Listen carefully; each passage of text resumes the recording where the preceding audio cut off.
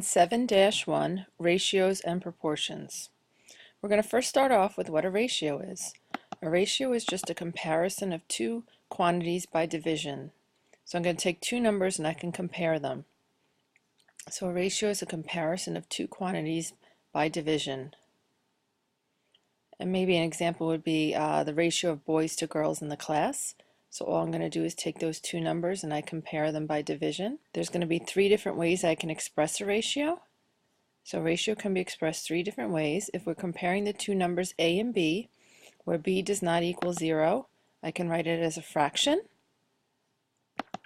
I could write it with the two dots between it, or I can actually say a to b. So I read this with the two dots a to b, but I can actually write the word 2 between them.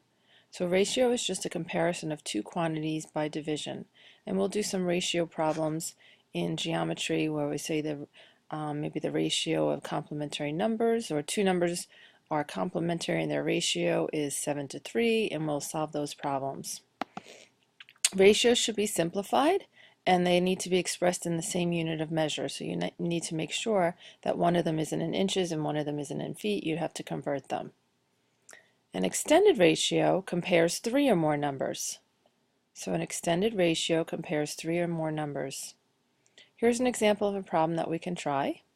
The lengths of the sides of a triangle are in the extended ratio 3 to 5 to 6.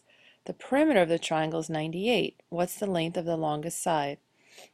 Ratios are probably the easiest algebraic problem to solve because all we need to do is to take these numbers, their ratio, and I'm going to tack on an x next to each one. So if they're in the ratio 3 to 5 to 6, I call them 3x, 5x, and 6x. It's that simple. Now the perimeter of the triangle is when I add up all the sides. So I'm going to add up 3x plus 5x plus 6x equals 98. And then all you have to do is to solve that. So why don't you solve that, find out what x is, and then plug that back in and find the longest side. Okay, so if you need to pause the video to do that. And I'm going to continue on with a proportion. A proportion is an equation that states that two ratios are equal to each other. So I'm going to take two ratios and they are equal to each other, and I'll be able to solve. The first and last numbers in a proportion are called the extremes, and the middle two numbers are called the means. So if I wrote my proportion like this, like 2 to 3 equals 4 to 6, the outside numbers are called the extremes, and the inside numbers are called the means. If this same proportion was written as fractions, it would be 2 over 3 equals 4 over 6. Okay, again, the 3 and the 4 are still the means, and the 2 and the 6 are still the extremes. Now, in a proportion, the product of the extremes equals the product of the means. So all I need to do right here is to cross multiply. Like 3 times 4 is 12, and 2 times 6 is 12. So those are equal to each other. So if a over b equals c over d, where d does not equal 0 and b does not equal 0, we have to state that because you can't have a 0 in the denominator of a fraction.